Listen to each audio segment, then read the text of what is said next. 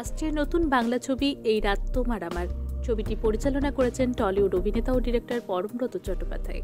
এই ছবিতে প্রথমবার যুগলবন্দি করতে চলেছেন অপর্ণা সেন ও অঞ্জন দত্ত। সিনেমাটি একটি প্রবীণ বয়সের ভালোবাসার গল্পকে আঁকড়ে বেঁচে থাকার ছবি ফুটিয়ে তুলবে। এই গল্প প্রিয় মানুষটিকে আঁকড়ে ধরে বাঁচার, জীবনকে আগলে রাখার।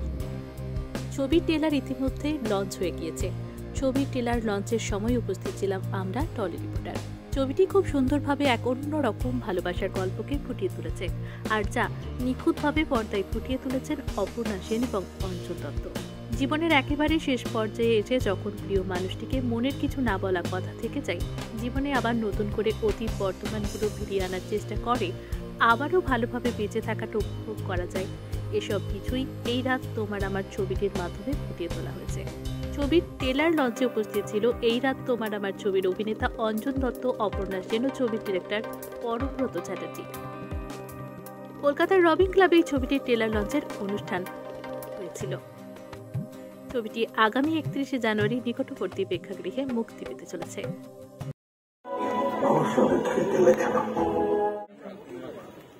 দেখো, এটা আমি একটু আগে বললাম, এটা আমার কাছে অত্যন্ত ইম্পর্টেন্ট একটা অভিজ্ঞতা। আমি যে কটা ছবি এখনো বানিয়েছি, এই অবধি বানিয়েছি পর্যন্ত, এবং আগামীতেও যা যা এই মুহূর্তে যা যা অন্যান্য যা যা বানাচ্ছি বা আগামীতেও যা যা বানাবো, আমার মনে হয় তার থেকে এই ছবিটি একদম একটা ভিন্ন অভিজ্ঞতা হয়ে থাকবে। তার কারণ হচ্ছে, এরকম একটা বিষয় নিয়ে আমার মনে হয় না আমি আগেও কাজ করিনি, আর আমার মনে হয় না যে আমি আগামীতেও খুব রোজ রোজ এরকম একটা বিষয় নিয়ে কাজ করা যায়। তার কারণ এরকম দুজন অভিনেতাও পাওয়া যায় না, আর এরকম একটা বিষয়ও বারবার হয়তো আমি সুযোগ পাবো না এরকম একটা বিষয় নিয়ে কাজ করতে।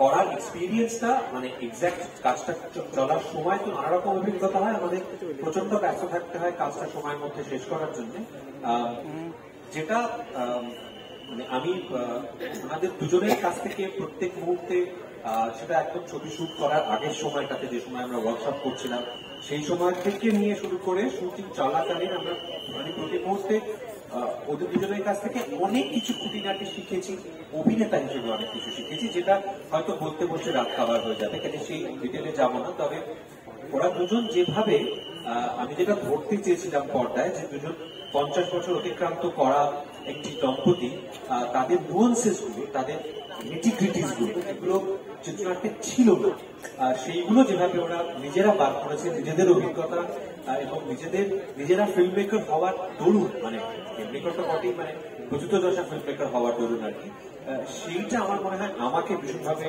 ঋদ্ধ করেছে, সমৃদ্ধ করেছে এবং ভীষণভাবে সাহায্য করেছে আমাকে in the whole process of the film making. আরেকটা কথা বলে তোমার প্রশ্নটা উত্তরটা শেষ করতে চাই, সেটা হচ্ছে, যখন এই ছবিটি করার সিদ্ধান্ত হয়, মানে SBF ওইচও স্টুডিওস তাদেরকে আমি পিচ করি এবং ওরা বলেন যে হ্যাঁ এই ছবিটা করবো আমরা, একটা সিদ্ধান্ত আমরা নিয়ে নিয়েছিলাম যে এই দুজন যদি না করে ছবিটি, তাহলে এই ছবিটি আমরা করবো। That was decided. কেননা এটা খারাপ ভালোর প্রশ্ন না, মানে এনাদের বয়সী আরো অভিনেত্রী আছেন কি নেই সেই প্রশ্নই নয় এখানে। এই দুটো চরিত্রের জন্য, এই দুজন মানুষের সঙ্গে এই ছবিটি আমরা করতে চেয়েছিলাম। সো এটা মানে ইনডিসপেন্সিবল বা ইররিপ্লেসেবল ছিলেন এরা দুজন, এটা আমি বলে রাখতে চাই এখানে। আমি শিওর একটা সুবিধা হয় যদি ভালো অভিনেতারা যখন ডিরেক্ট করা, তখন ভালো অভিনয়টা করা সহজ। মানে গুড অ্যাক্টর যদি একটা ডিরেক্টর হয়, নন অ্যাক্টার্স অ্যাক্টিং করে না এরকম লোক বিরাট ভাবে সারা পৃথিবীতে ছড়িয়ে আছে, ছিল আছে, তারা নন অ্যাক্টার, অ্যাক্টিংটা আরেকজনকে দিয়ে করা। কিন্তু অ্যাক্টার, খারাপ অ্যাক্টার ভালো ছবি করতে পারে আমার মনে হয় না, মানে এটা বিশ্বাস করি। ভালো অ্যাক্টাররাই যখন ডিরেক্ট করে, তো সেখানে একটা সুবিধে হয় যে মানে একটা এক্সট্রা এনার্জি আসে, একটা এক্সট্রা এনার্জি তৈরি হয়। মানে তার মানে অপর্ণা সেন যখন ছবি করছেন, আমি তো করছি না, আমি তখন অভিনেতা, তখন কি কোনো এনার্জি ছিল না? নিশ্চয়ই ছিল।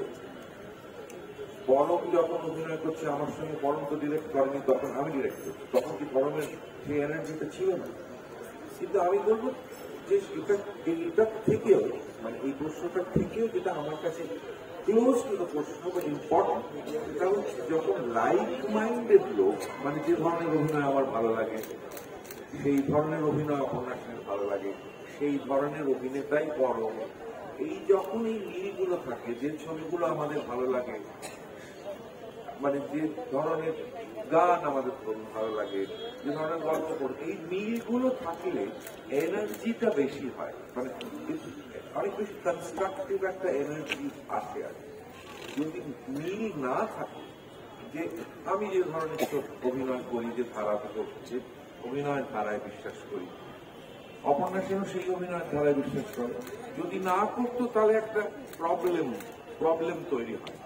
সেই প্রবলেমটা ওভারকাম অনেক সময় করতে হয়েছে আমাকে, কম করতে হয়েছে। মানে আমি তো কিছু সিনেমা অভিনয় করিনি, ধরুন 45 ইয়ার্স হলো, আমি কত 25-26 ছবিতে অভিনয় করি, খুব কম। কিন্তু তার মধ্যে দু একজন এসছে যাদের সঙ্গে আমার কাজ করতে অসুবিধা হয়েছে, কারণ তারা একটা অন্য ধারা থেকে এসছে, তারা হয়তো আমাকে অন্য কিছু করাতে চাইছে, যেটা হয়তো আমার অসুবিধা হচ্ছে করতে, বা আমি সেটাকে অভিনয় মনে করছি না, সেটাকে অতি অভিনয় মনে করছি। কিন্তু আমি গ্রেটফুল দ্যাট এখানে বাকি দুজন যারা রয়েছে তারা দুজনই সার্টেন কাইন্ড অফ সিনেমাতে বিশ্বাস করেন এবং সার্টেন কাইন্ড অফ একটা ধরনের অভিনয় বিশ্বাস করে, যেটা একটা অন্য এনার্জি আনে। অপর্ণা সেন যেরকম মানে শুটিং এর আগে, অনেক আগে যখন আমরা ওয়ার্কশপ করতে বসেছি, অনেক কিছু স্ক্রিপ্ট নিয়ে অনেক কিছু সাজেস্ট করেছেন, অনেক কিছু বলেছেন, আমাকেও বলেছেন, পরমব্রতকেও বলেছেন। সেটা শুধু একজন অভিনেত্রী হলে হওয়া মুশকিল, অভিনেতা হলে হওয়া মুশকিল, সেটা সেই এক্সপিরিয়েন্স থেকে সে বলেছে। এবং ফ্লোরেও পরম আমাকে এক্স্যাক্টলি খুব ক্লিয়ারলি বলতে পেরেছে, because he is very clear ও কি চায়, যেহেতু অভিনয় করে, আমি কেন অভিনয় করি জানি, অপর্ণা সেন অভিনয় করে জানি, ভেরি ক্লিয়ারলি বলতে পেরেছে। তার থেকে একটা সার্টেন এনার্জি, একটা সার্টেন একটা কি বলবো, একটা মিনিংফুল একটা কিছু বেরোয়, মানে ঝামেলা অশান্তিটা কমে, এনার্জিটাই ফ্লো করে বলে আমার মনে হয়। আর আরেকটা কথা এখানে বলি, এই ছবিটা চিত্রনাট্যটা শেষ অব্দি যে চেহারাটা পেয়েছিল, যেটা আমরা শুট করেছি, আমি যখন প্রথম নিয়ে যাই রিনাদি এবং অঞ্জনদার কাছে এই ছবি চিত্রনাট্যটি, তখন এটা কিন্তু সেই চেহারায় ছিল না। এটা কিন্তু মানে এদের দুজনের, এবং এক্ষেত্রে আমি রিনাদির কথা বিশেষ করে বলবো যে এদের নিরলস ইনপুটস এর জন্য যে চেহারাটা ফাইনালি চিত্রনাট্যটা পেয়েছে, সেটার জন্য কিন্তু সেখানেই আরো প্রমাণ হয় যে মানে একজন শুধু যদি একজন অভিনেতার কাছে নিয়ে যেতাম, তিনিও নিশ্চয়ই কিছু না কিছু ইনপুট দিতেন, বাট ওভারঅল একটা হোলিস্টিক একটা মানে কি বলবো, মানে সিনেমার লোক হিসেবে ইনপুট গুলো আরো ফুলফিলিং বা আরো এনরিচিং।